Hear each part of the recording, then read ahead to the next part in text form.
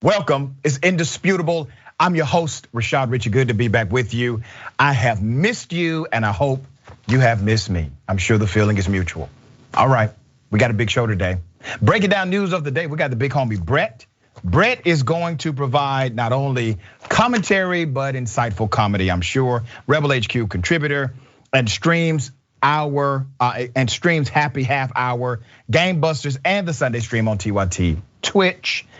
And in the bullpen, should be interesting, Spike Cohen, 2020 Libertarian vice presidential candidate, chair of You Are the Power. We're gonna talk about the war on drugs in America. I haven't been with you for a few days, so let's start here. Will Smith slapped Chris Rock.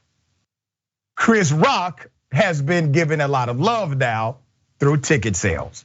All of his shows are basically selling out.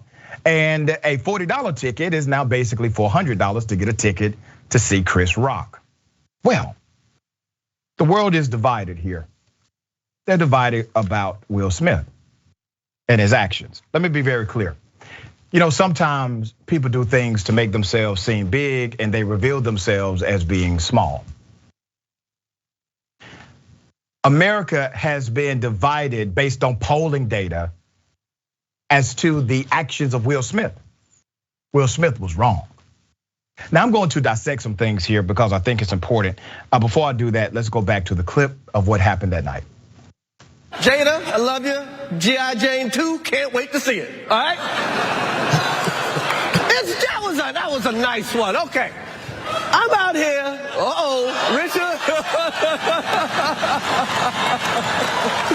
Oh, wow. You know, some people say that was Will Smith being a man, standing up for his woman. Really? Let me dissect the ways. You know, manhood is about responsibility. Manhood is about maturity.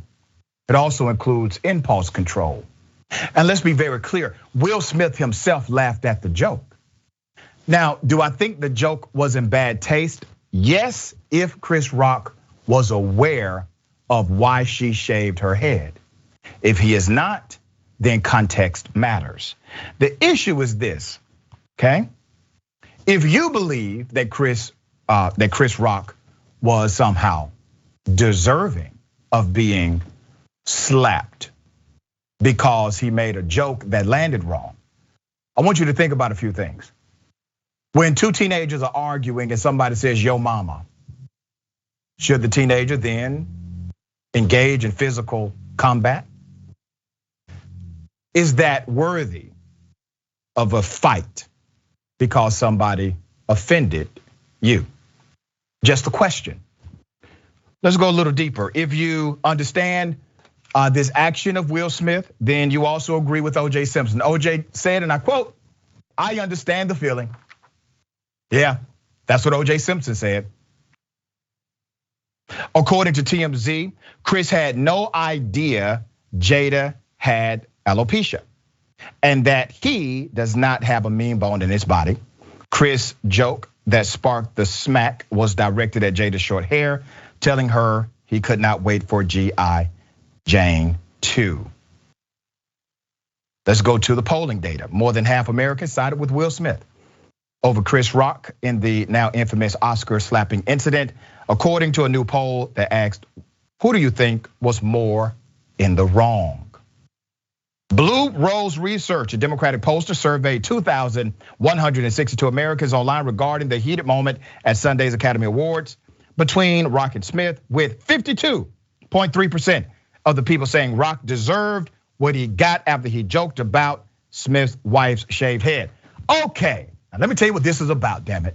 This is about Hollywood's fascination with status, and by extension, our fascination with status as well. Because I guarantee you, if Chris Rock would have done the slapping of Will Smith, Chris Rock would not be receiving this kind of love. Chris Rock would not have been able to sit back down and enjoy the show. Chris Rock would have been escorted out and possibly even arrested. It is because Will Smith has a certain status, and Hollywood is fascinated with status, and so are we.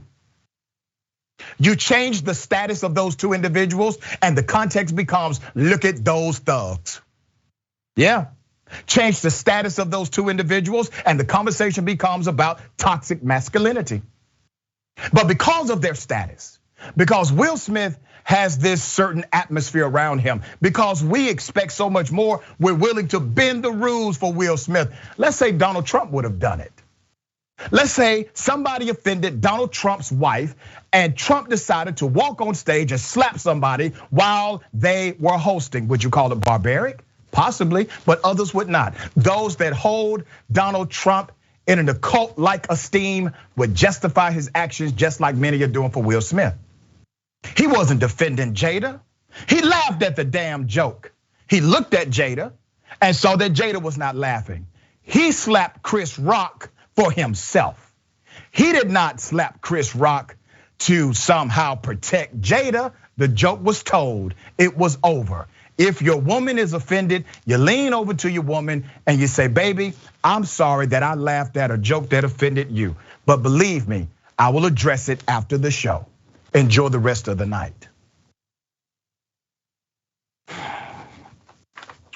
This is baffling on a few other levels because we knew the racial tropes would come in. Here's one of them, Fox News. Judge, what do you think? What do I think? Yeah. I think that the Oscars are not the hood. Not the hood. Janine. You see, I'm from the hood, as you would call it. I have more class in my pinky than you have in your entire body. In the hood, people don't go around slapping individuals. That's not what happens there. That's a false narrative, a misnomer, a racial trope. You could not help yourself. You had to throw some red meat at the racist, bigoted viewers of fixed news. It is fascinating. At the end of the day, ladies and gentlemen, what Will Smith did to Chris Rock was wrong, was not appropriate.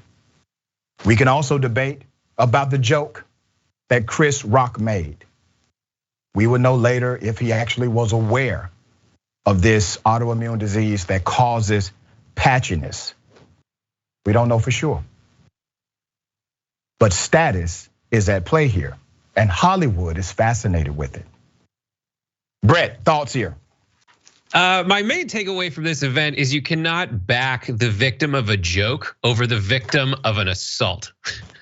Like you gotta draw a line there. People have been in my like DMs and replies all saying that like it wasn't violence, it was a slap. Well, you just told me that hitting people is not hitting people.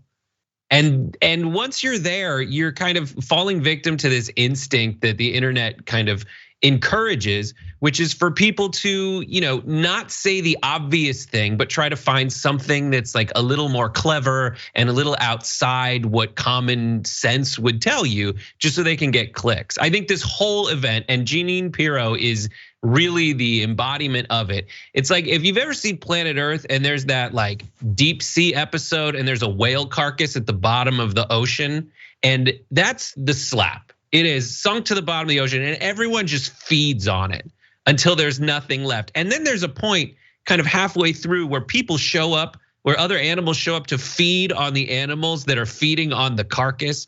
That's Jeanine Pirro. That's people that are torpedoing other people's hot takes. But what I do know is like in 3 days, there will be nothing left but like vague, like floating fins or like cool memes about Chris Rock and Will Smith. They completely gloss over the fact that this was so egregious and so obviously insane for the people at the Oscars to give a standing ovation, that the person who's making the most sense about it is Jim Carrey, who got famous for talking out of his butt. Right. Great. It's unbelievable. He seems to be so damn sensible here. And here's another thing before we move on. Brett, Will Smith made a calculation here. Because I guarantee you, if Steve Harvey would have made the same joke, Will Smith ain't slapping Steve Harvey. Hell, Will Smith would not slap Will Ferrell. There was a calculation here. He believed he could do this and get away with it because it's Chris Rock. And that was part of his calculation, and that was part of his redemption for laughing at a joke that his wife found offensive. And I get it, all right? I think she was legitimately offended. No issue there whatsoever. But to back something like this, and sometimes, Brett, I just ask one question. This is how I gauge morality sometimes, right? Would the world be a better place if everybody in the world did exactly that thing right there? And the answer would be, of course not.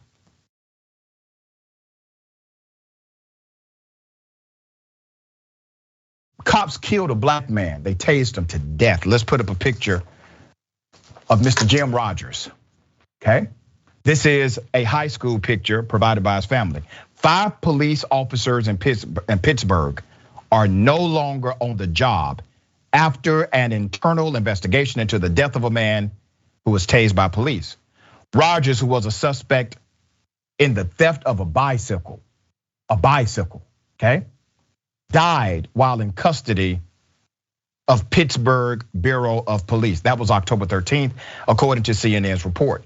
Police said they used a taser on Rogers because he was not complying with their orders. Rogers was tased 10 times, resulting in him being taken into Mercy Hospital, where he died the next day. Let's put up his picture again. That is an entire human being. He is gone. He is gone because they thought he was stealing a bicycle, and they decided to tase him against department policy. They tased him so much, they killed him. Now, let's go to Lee Schmidt. Lee Schmidt is the Pittsburgh public safety director. Let's go to his picture, okay? Lee Schmidt declined to identify the officers, but sources tell us the officers are Keith Edmonds, who tased Jim Rogers 10 times, and officers Pat DeSato and Greg Boss, who took Rogers to the hospital, are among those fired for violating policies and procedures. I want you to think about something here. The mayor, let's put up a picture of the mayor. His name is Ed Gainey, all right? The mayor came out and said, all right, we're firing these cops because these cops violated internal policies. These internal policies led to the death of an entire human being. And here's what we're going to do for the great community that elected us and pays our salary. We're going to tell them they have to find another job. That's the response. Somebody's dead, they violated internal policy, and the mayor says, and we are going to ensure that they must find employment elsewhere. This is why people don't like the damn police. Right here. Their actions led to the exacting death of an entire person. The department says what they did was against the protocol of this office. Negligent homicide would have been the least charge here, but they simply get to go home. They don't have a charge at all, which means they can become a cop again.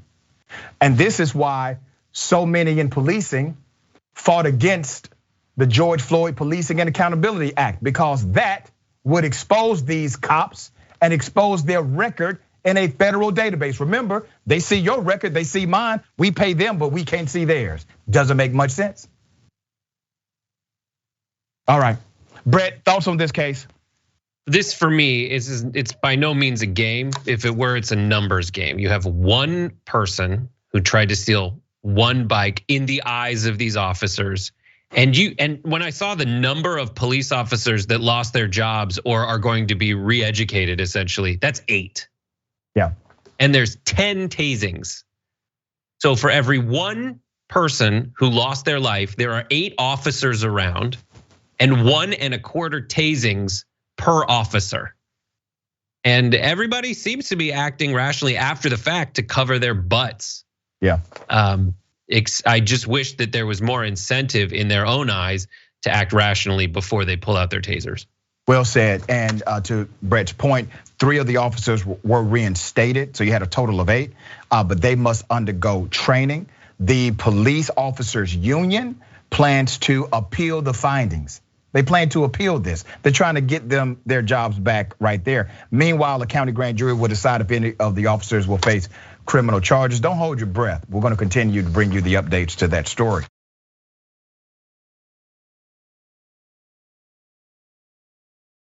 Okay, Donald Trump at it again, conspiring with foreign leaders in order to dictate the outcome of an American presidential election. Yeah, he's doing it again. Here it is, play the video.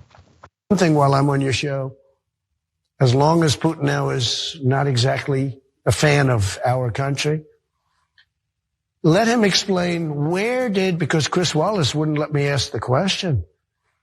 Why did the mayor of Moscow's wife give the Bidens, both of them, $3.5 million for? That's a lot of money. She gave him $3.5 million. So now I would think Putin would know the answer to that. I think he should release it. I think we should know that answer. Yeah, you heard it. He's coordinating with an actual enemy of America, an actual enemy of democracy. This is a man fiending for power. That is what you see on display. He feels lost without it. You know why he feels lost without it? Because he's empty. He bears no value system. There's nothing internally that connects him to the greater world around him other than his power and wealth. And here's one thing about power. It's not quenchable. People that seek power will never get enough and say, now I can quit. Now I've arrived. It is not quenchable whatsoever. This isn't the first time Trump has required or requested information on political enemies. Remember this 2016 campaign, here it is. Russia, if you're listening, I hope you're able to find the 30,000 emails that are missing. I think you will probably be rewarded mightily by our press. But they call him a patriot. America first. Damn, America first looks a whole lot like Russia before America, Russia before democracy, Russia before common sense. And Putin is not the only global leader that Trump has requested to find info on. Hunter Biden, remember that?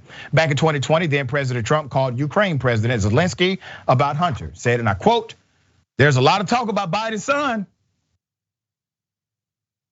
That Biden stopped the prosecution, and a lot of people want to find out about that. So whatever you can do with the Attorney General would be great." Trump said in the July 25th call, according to the memo, Biden went around bragging that he stopped the prosecution. So if you look into it, it sounds horrible to me. All of those were lies, by the way. Biden actually stands by the State Department's decision to get rid of a corrupt leader that was corrupt, all right? And he said, damn it, I told them, you keep these corrupt people in power, the State Department will no longer have this diplomatic relationship with you, and we will stop funding initiatives in your country. Boom, he said it. He said it on the record, all right? No issue there. Once again, ladies and gentlemen, the price of democracy is what, okay? Trump also reached out to Julian Assange about covering up for Russia. Here it is. President Donald Trump offered a pardon through an intermediary to Julian Assange if the WikiLeaks chief agreed to say that Russia was not involved in hacking emails from Democrats during the 2016 presidential election. A lawyer for Assange said that in a London court. How in the hell is Trump not locked up? Please explain this to me. Because obviously that notion that somehow presidents are not above the law, not only is that not true, ex-presidents are above the law. Ex-presidents are above the Constitution, obviously. What is it gonna take? Democrats, you need to wake the hell up. This man gets back into power, you can kiss democracy goodbye. It's gone. It is gone. He will appoint surrogates that will do his bidding. He knows what mistakes not to make this time. Brett, how do you see this? I see this as, I love the idea that he thinks that Putin is like doing nothing else right now. And that he's like, let me go get, you're right, you know what? I'm gonna put down this whole invasion of Ukraine thing. I'm gonna go get on that and get back to you. Also, if it was the case that Putin had dirt on the Bidens in a time when Biden is leading the global response, the unified global response against Russia economically, don't you think he would have dropped that anyway? Do you think he's waiting for Trump to be like, this is a good idea? And what would the response be? Like the last time we got information about what was on Hunter Biden's laptop, for example, it was just a bunch of stuff that made Hunter Biden seem pretty cool. He did a lot of drugs and he threw a lot of parties. So like, I'm not sure the blowback that would have on Biden in a global setting. And then also, if you're gonna talk about nepotism, Trump, like just look in your own backyard. At least Hunter Biden is miles away from the levers of power. You put your son-in-law in charge of Israel. Yep. It just doesn't make sense. And what is, it only makes sense also if Biden was going easy on Moscow as a result of whatever money Trump's talking about. But he's going hard in the paint against Moscow. And what do you want? Do you want him to go harder against Moscow? Because that's global thermonuclear war. I don't think you want that either. You just want stuff to say on Real America News, which how much could that represent Real America? Where did they shoot that interview? It was like in Downton Abbey. No one in Real America is spending any time anywhere near those settings. Will said, we got more on the other side. It's indisputable, stick and stay.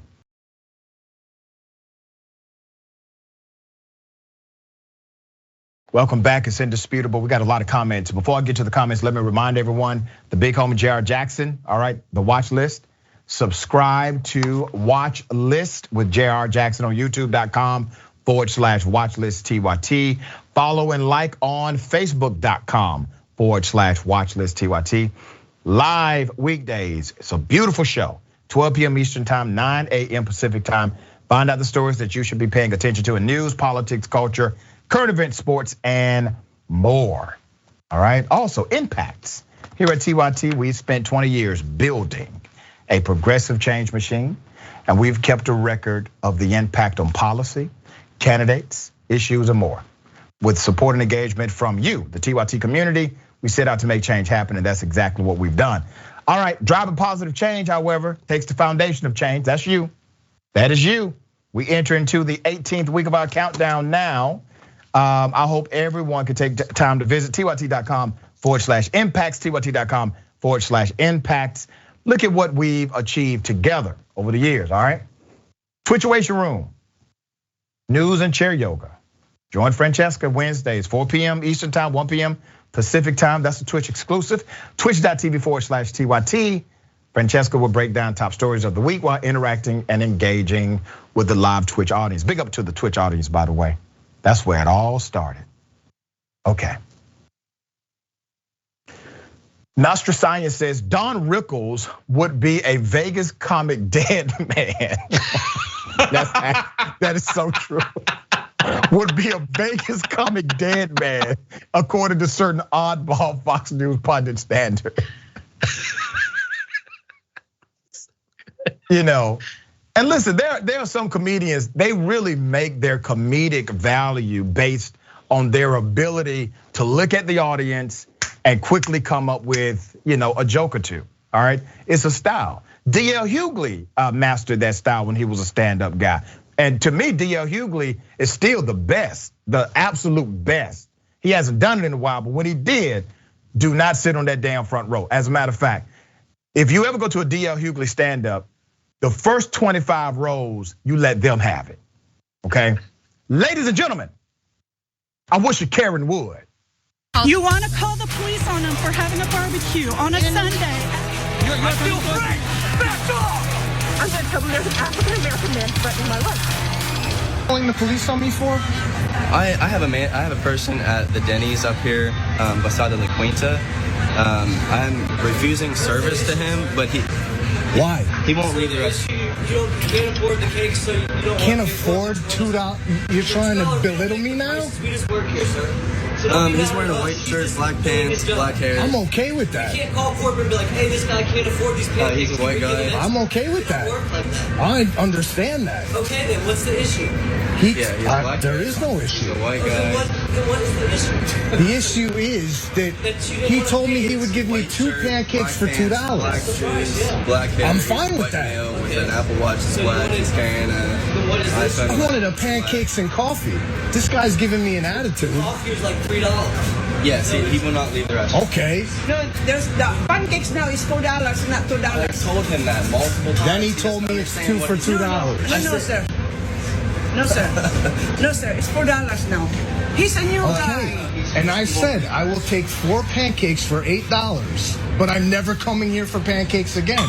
Now he tells me I'm refusing your service because you don't understand my price. I'm sorry. I'm not gonna argue with you. You're getting laughed at. Now, damn it, I wanted 2 pancakes, coffee, and bacon. You told me that I could get 2 pancakes. First of all, I checked with Dennis. Dennis said all their pricing is fixed. And they have assured me that you cannot negotiate the price of the pancakes. It's fixed pricing throughout the entire chain, okay? We have identified this particular male, Karen. Let's put up his picture. His name, according to the Post, TikToker named David Pricey. David Pricey throwing up the deuces. You know, inflation must have hit Mr. Pricey pretty hard there. All right. Okay. You know, Brett, I'm thinking about something. Here's what I'm thinking. Let's say the police arrive and he gets arrested for trespassing. He goes to the pokey. He's in jail. Somebody says, hey man, what are you in for? Man, I'm in because Denny's refused to sell me pancakes for $2. Me too. Well, not the same. I'm here for over Belgian waffles. Belgian waffles. Oh, don't talk to him. He's here for waffles. I thought the pancake guy was bad. Oh, man. This is so good. First of all, it almost seems fake because his last name is Pricey. Right, right. His photo, the only available photo is $2. $2. Like, I get it. I get that first instinct when someone says it's $2 and you're like, oh. It's like when you go or you're in a store and you realize that the wrong price tag is on the hat. And you're like, I'm gonna do this. And then you get there and you got a 50-50 if the person running the register is like, yeah, take it. Or that's obviously a misprint. Flip it over. It says like the actual price on the bottom. But like, and I understand being a principled person, but that has a limit. And that limit is before Denny's calls the cops. Right. Maybe while they're calling 911, maybe you abandon that dogmatic commitment to the discount. Okay. Yeah. All right. I got something for everybody. Double dose. You want to call the police on them for having a barbecue on a Sunday. I feel free. Back off. I'm going to tell them there's an African-American man threatening my life. Do I have to call corporate right now in front of your store? Please, goddamn. You don't cuss at me. Yeah, you go ahead. I'm gonna call your manager. And act like you're gonna find something. You don't cuss at me, you goddamn. He threw that at me and I thought he was gonna throw something at me. I want it remade now. And you're cussing at me and calling me a bitch and throwing pizza at me and trying to throw pizza at me. You threw pizza at me. No, you at me. You tried to throw the pizza. Your manager is gonna see this video. Your manager is gonna see the video. I want my pizza remade. I want to talk to another manager. No, but I'm calling corporate on Jordan after because he called me a bitch and trying to throw pizza at me. Calm down. Stop yelling at our police. stay behind the counter or else we have to call the cops. That's not optional for us. That's our corporate policy. If you keep yelling at us and come behind the counter. Now, Karen, you can't try to throw pizza. Either the pizza is thrown or it's not. You can't be almost pregnant. You're either pregnant or you're not. This particular Karen committed destruction of property, criminal trespassing, refused to leave. This actually is a throwback Karen from 2021. This happened in Fort Worth, Texas. Yeah. Now let's put up the graphic here. I think this is interesting. I think she was on hold trying to get in touch with corporate. Now, I've had orders before from Pizza Hut that were wrong. Last time I checked, this Karen is still on hold from 2021. Brett. I've heard of hand-tossed pizza, but this, there comes a point, there comes a decibel level where you're no longer yelling at the Pizza Hut employee. You're yelling at your family. You're yelling at like the traffic on the way there. You're yelling at like how much you think your kids, like you wanted a different kind of pizza and the one you're picking up is like the one the kids will eat. And not like you love black olives and everyone else calls you crazy. Right. That's what she's yelling at. I love it. I do understand, like, these ones are so great. I do have to talk to Scott Choice, I believe is the name of the person who made the video. Don't put the giant head explosion emoji in front of the action shot. Please, just for some people, I know it's very tempting and I know not everybody is as deft as others. I'm glad it disappeared. It disappeared at some other point. But also, in her defense, stay behind the counter is interesting because that counter stops a conspicuous distance from the side of the wall. So it's more of an island. More of a peninsula than a counter. I just, I love this so much. The point where she has this righteous indignation over something that happened in a Pizza Hut. Yeah. You just have to control your instincts a little bit more. Yeah, and it's so sad because on a serious note, individuals like her typically feel as if, hey, these people that I'm cursing at, that I'm threatening, the place that I'm being violent at, they don't deserve my respect. They're lower than me, and I'm higher than them. How dare they make a mistake? How dare they say something I don't like, whatever it may be, right? So once again, we're back to a status issue here. And we've seen this routinely. I worked at Pizza Hut. When I was a teenager, I worked at Pizza Hut. I had a great management team, great coworkers. My first year in college, I worked at a full service Pizza Hut, had a great time, but I also ran into customers like that, all right? So we stand up for those who work in the restaurant industry, service-related industries here on Indisputable. We continue to provide a mirror, not only for reflection, but also for an opportunity at correction. We got more, it's Indisputable, stick and stay.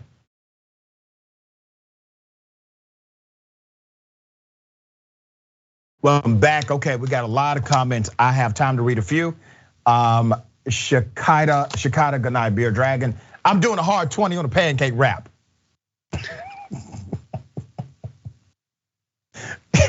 That's good. Craig Souffle, I want my rebate, damn it. This is Rudy Tooty, but it's not fresh and fruity. Right, that's a technical violation of the rebate standard here. Woozle 1967, there's no haggling at Denny's, bro. Yeah, okay, and name Reddit, calling Pizza Hut a pizzeria is a bit generous.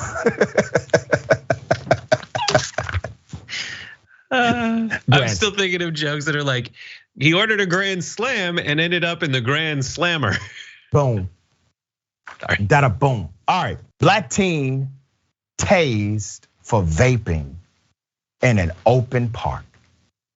Atlanta police. Let's go to the video.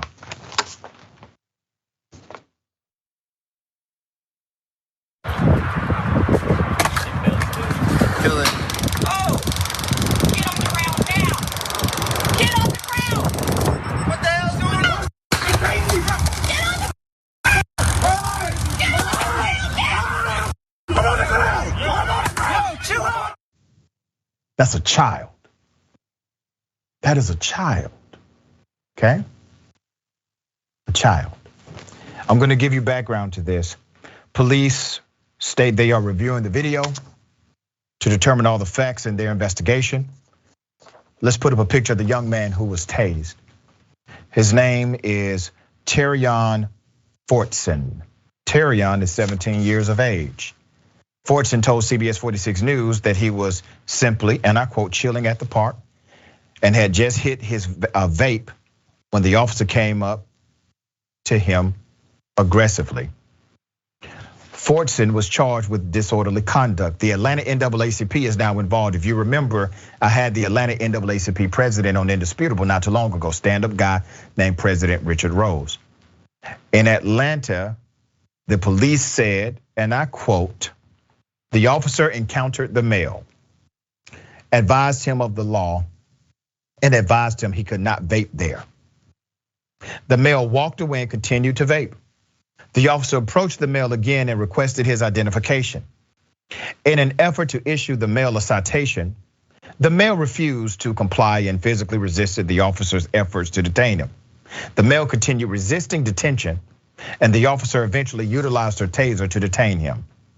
After being tased, the male was placed into handcuffs without further incident. I got more, okay? That's what the police are saying. This is over vaping in a park. It's a child. We are aware of the incident and we are aware of the video circulating on social media showing a portion of the encounter. We will be reviewing the entire video related to this incident to determine all the facts. At this time, that investigation continues. We do not know the identity of the female officer. They have not released it. Rodney Bryant, a guy I actually have met before, is the chief of police. He's in charge. The buck stops with him, okay? There's a witness here. Let's put up a picture of the witness. His name is Brendan Aldridge. He was at the historic 4th Ward skate park that Thursday afternoon. He saw what happened. According to that witness you're looking at right now, he says the 17-year-old was not resisting arrest. He expressed he was scared for the 17-year-old, expecting the 17-year-old would probably get shot. Aldridge spoke with WSB-TV saying he was only vaping. She asked him for his ID. He was being calm. He wasn't being like, no, I'm not going to show you my ID. She tased him. It was crazy because while he was on the ground shaking, she was like, get down, like he wasn't already on the ground. It was even crazier. Like 6 other police officers pulled up and they were all dapping each other saying, what's up? Hugging, like hugging. I'm like, what is this? That was just crazy. It made no sense. Well, it makes sense when you understand how gang culture works. Makes sense then. This is gang culture 101. And we keep talking about reform and the police, you need to replace them. At some point, we have to get out of the conversation of reform and get into the conversation of replacement. And let's stop acting as if police are your public safety methodology or your public safety dynamic. That's not it. Policing was never supposed to be your public safety plan. Public safety is public safety. Policing is one element of public safety. Do you think people are safer now because a 17-year-old kid got tased for vaping in a park? Is that the kind of public safety you're talking about? You feel safer now because there's a kid who has been tased by a cop for vaping? Makes you feel safe? Has nothing to do with safety, does it? Public safety is the narrative. Policing, well, that narrative has been hijacked. The reality is public safety is the goal. Policing is one element, one piece of that puzzle. But somehow we have transferred policing into the place of public safety. Now, almost anything the police do, it is characterized as public safety. That's a public nuisance to me. What happened to that young man, it was uncalled for. It was ridiculous. And at least one witness says that report is a damn lie. All right, Brett, thoughts? I mean, yes, we have a lot of experience seeing stories where the police says, we'll look into it, and they don't. They just don't. That is procedure. When they say let's look into our training and maybe retrain these people. No, that's the whole game, is to say we'll definitely look into it. And they know, maybe they'll say to the person who did the tasing, you shouldn't do that next time. But what always gets me is moments where someone gets tased, is on the ground, and they say get on the ground. It's always something like that. You're supposed to be trained to know how to communicate what you need. When you find yourself tasing someone for vaping, then they fall to the ground and you're yelling, get on the ground. That means your training has failed you. And the problem is, it doesn't just fail you, it fails the entire society you've sworn to serve and protect. Very well said. Very well said.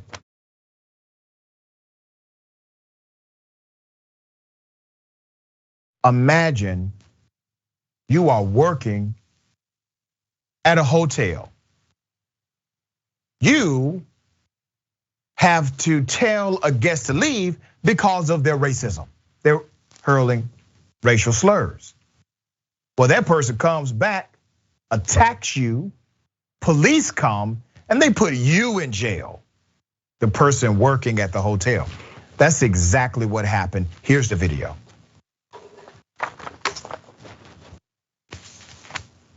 This is a Best Western employee in Florida, okay? He has been attacked by a racist guest. You're seeing the attack right there. He's being attacked because he told the individual, you have to leave. We will not tolerate your racism. But when the police come, they don't arrest the racist man at the Florida Best Western. They arrest the black man who was the employee exercising the authority he has been granted as it relates to guest protocol. Isn't that interesting? I got some background to this. Okay. It's a damn shame. Let's put up a picture of the man they arrested. Okay. After he was kicked out of the hotel for spewing racial slurs at Raymond Racial, the Best Western employee, Jason Robbie, re-enters the property. He rushes through the door and pushes through the front door, desk security gate to attack the employee. The employee fought back and was able to pin Mr. Robbie down, holding him in a headlock for several minutes until the police arrived. Stand-up situation, all right? Non-lethal, he was able to handle it, he did it, boom. Police get there. A hotel guest who saw the fight ran to the employee's defense and waited for the cops to arrive. Great, good people here, all right? You got a racist guy out of control. You got an employee who has detained him temporarily. Police are coming. You got another guest, say, hey buddy, I'm gonna help you, all right? We'll wait this out together. Police on the way, okay? The officers immediately approached the Best Western employee, the man of color. Cops push him several times as he visually references the security tapes, letting them know all you gotta do is look at the security tape, okay? They decided to steal handcuffs. Let's put his picture up again. That's this man. They put him in handcuffs, right? The event occurred in January, is now being questioned by the civil rights attorney activist Ben Crump. The employee was arrested and charged with disorderly conduct and resisting an officer with violence. Isn't that something? The officer who wrote the report said that he ordered Mr. Racial to back away from the man and that the Best Western employee was not compliant. Cop said, and I quote, I ordered the defendant several times to back up, which he failed to do, and pushed him back several more times as well, the officer wrote in the report. The defendant then with his arms pushed me back.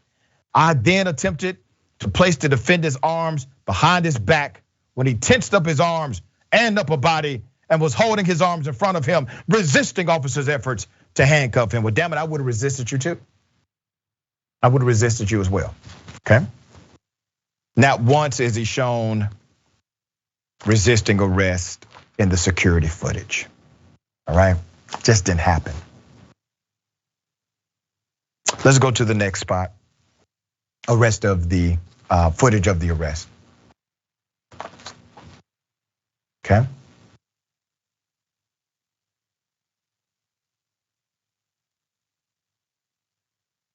Yeah, do you see resisting? I see an arrest. And I also see a cop who's so desperate to manipulate the narrative that instead of simply saying, hey, I made a mistake. I arrested the wrong person. My bad. Instead of just being human, okay, being a decent fellow.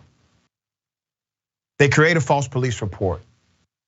But it's not just the report, it's the culture. Because that police report was fully accepted and adopted by his police precinct. His actions were initially supported. Court records show that Raymond Richey was released with a $1,000 bond, and the state attorney's office dropped charges against him. Officers gave Robbie, the guy who was the racist guy, who appeared to be intoxicated, a courtesy ride to a friend's house. You hear me, right? The man who was the racist person, who physically assaulted and attacked the Best Western employee, was able to get a courtesy ride to his friend's home, while the employee got a ride to the county jail. Fort Lauderdale police released a statement on Monday saying that their Office of Internal Affairs is now reviewing the incident. The manager of the hotel said they had no comment. Guess what? The employee no longer works there. Systemic failure after failure.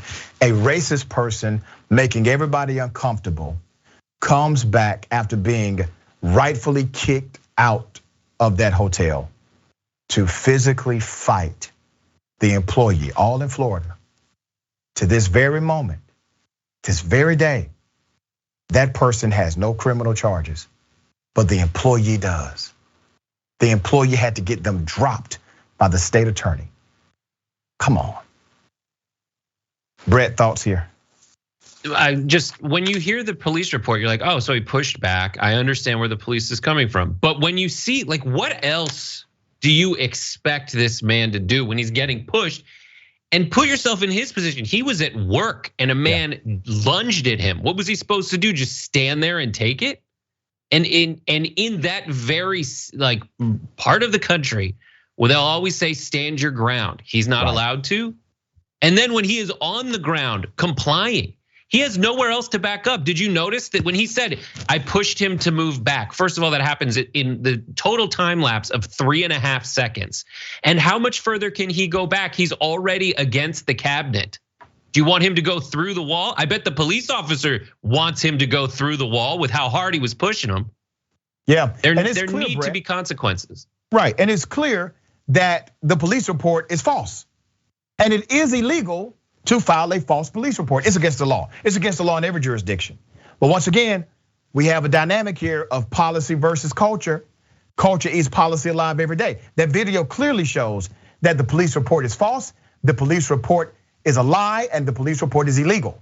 The cop will not get charged with filing a false police report nor violation of oath of office.